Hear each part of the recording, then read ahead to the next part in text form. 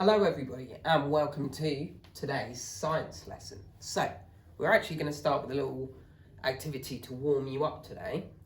I have got some things on the board, okay? I've got 10 different things on the board. I have got a person, some cutlery, knives, forks, spoons, a fossil, a dog, some sheets of paper, some water, a tree, a leaf, a computer, and a cup. Okay, so these are some different things, 10 different things. I want you to think about how you could group these things, okay, how you could classify them. So if you were putting them into groups, if I asked you to put them into groups, how would you group them? How would you group those things? So, if you pause the video now, and you could have a little chat if there's an adult through, or you could maybe just draw something, okay, and put things into different categories. I just want you to think about how you would group these things. So, here they are, and if you'd like to hit pause now and think about how you'd group them, that would be great. Okay, so hopefully you've thought about how you could group those things, and there's no right or wrong answer to this, but I'd really love to hear how you decided to group them. But one way we are going to be grouping these things over this lesson and next science lesson, and how we're going to be grouping other things too, is based on whether things are alive, okay, alive now, were alive, or never alive. Okay, so are things living or not? All right, so I'm a living thing, I am alive, I know that. I know that you guys are living things too. And you might think it's quite easy and obvious to tell if something is alive or not. But it's actually not that easy, okay? So think about some of the things that we do. We talk, for instance. Okay, so you might think, oh, living things, to be a living thing, you talk.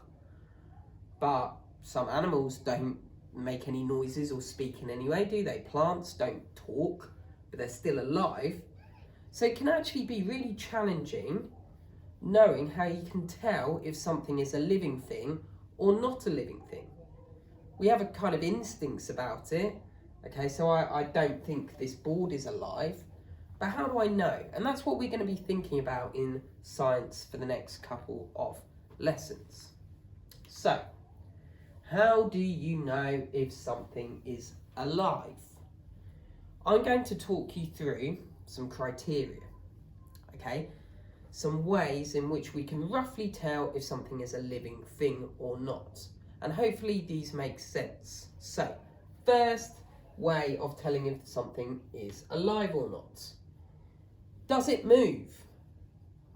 All right, I'm moving, I can move, you can move. We know that animals can move when they're alive. You might be thinking, hold on, Mr. Lake, you just said a moment ago plants are alive and they don't really move. But even plants move, okay? So for example, a flower will turn to face the sunlight.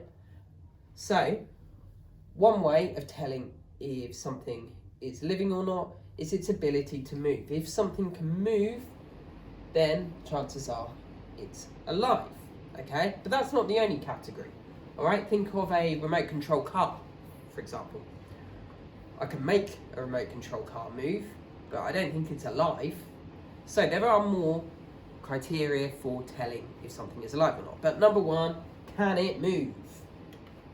Number two, it reproduces, okay, or has the ability to reproduce. And this is about making new life, okay?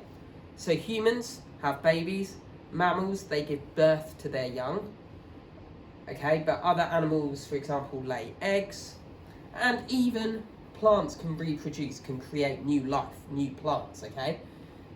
Through a process called pollination. So, living things have the ability to reproduce, okay? That means creating new life.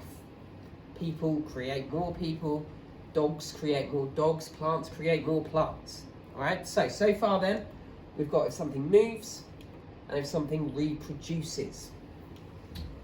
Next up, it feeds, okay? So for us, this is about eating, all right? we have to eat, don't we? We get hungry and we need to eat.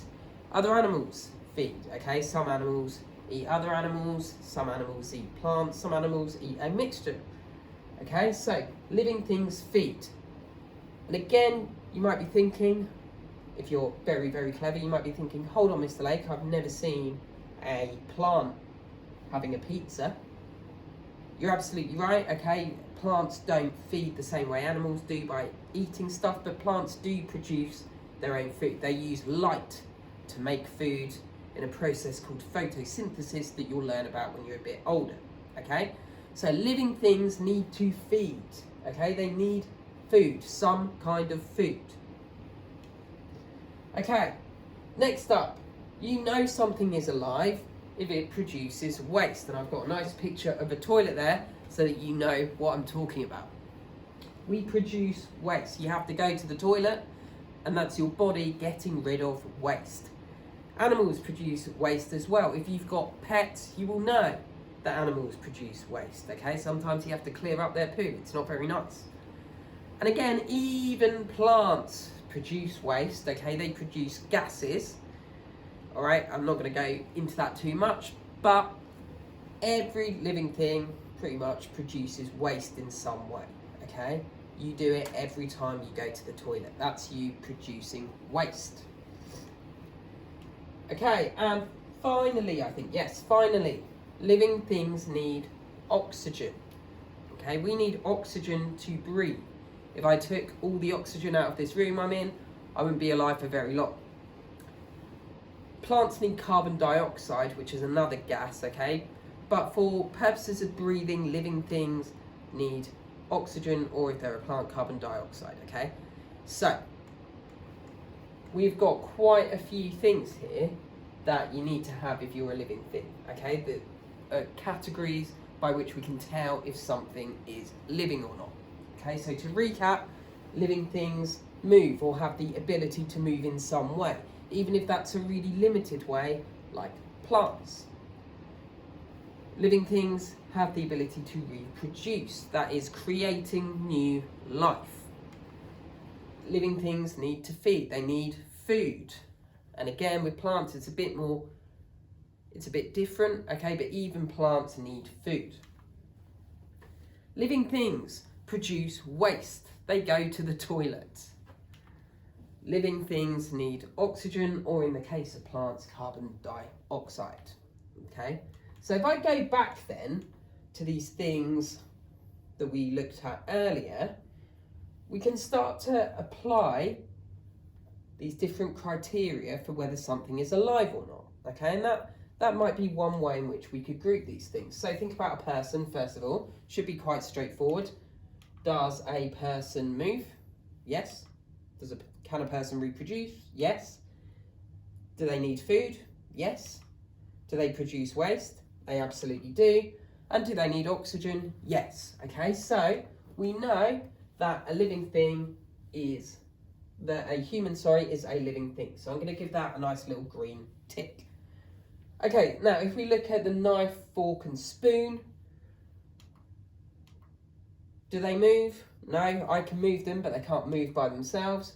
Do they reproduce? Well, no, knives and forks don't create little baby knives and forks, so no, they don't. Do they feed? Do they need food? No, we use them for our own food, but you don't have to feed your knife and fork, do you? Do they produce waste? Nope. Do they need oxygen? No. Okay, you could send them into space where there's no oxygen, they'd be fine. Okay, so knife, fork, spoon, living thing? Absolutely not. So I'm going to put a cross there. Okay, next up we've got a fossil. Okay, so do fossils move? No. Do they reproduce? Do they create new fossils? No, they don't. Do they need food? No, you don't have to feed a fossil. Do they produce waste? Nope. Do they need oxygen? No. Okay, so fossils are not living things, okay?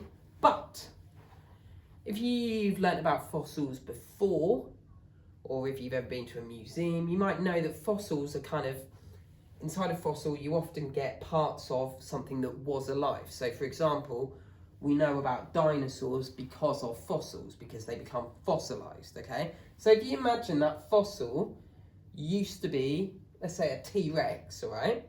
Now, when it was a T-Rex, it did move, yeah? Dinosaurs move. It did reproduce. It did create more T-Rexes. It did feed. It needed food, okay? It would hunt for food. It would have produced waste, and it did need oxygen, okay? So the fossil is slightly different to the cutlery, because even though it's clearly not a living thing now, it once was a living thing, okay? So we actually have, oh, gone back too far there, we actually have another category, okay? You've got things that were alive, that are alive, sorry, but there are some things that were alive, okay? They might not be alive anymore, but they were once alive. And a fossil would be an example of something that was once alive, but isn't anymore, okay?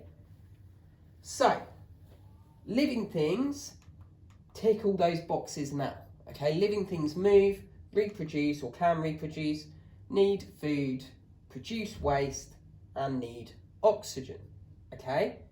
Living things tick those boxes.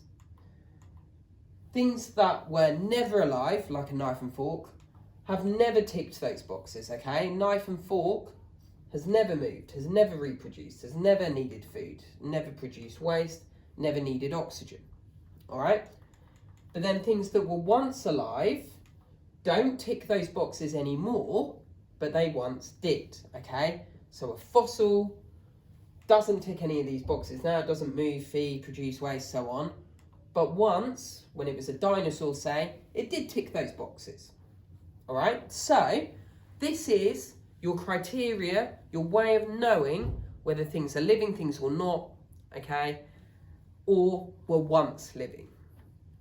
And this is going to be really important to what we do in science next week. So really, your task today is going to be to create something that will help you remember these categories, okay? These criteria for telling if something is living or not.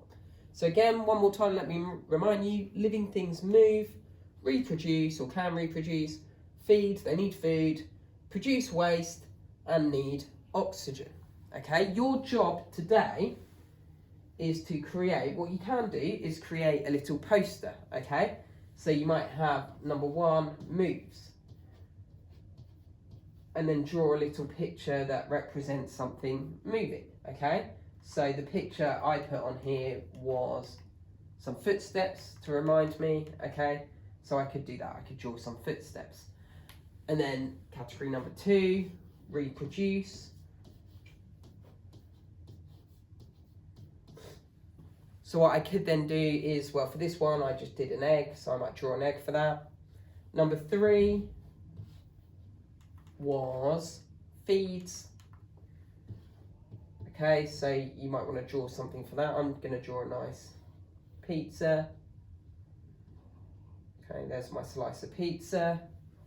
Number 4, produce waste.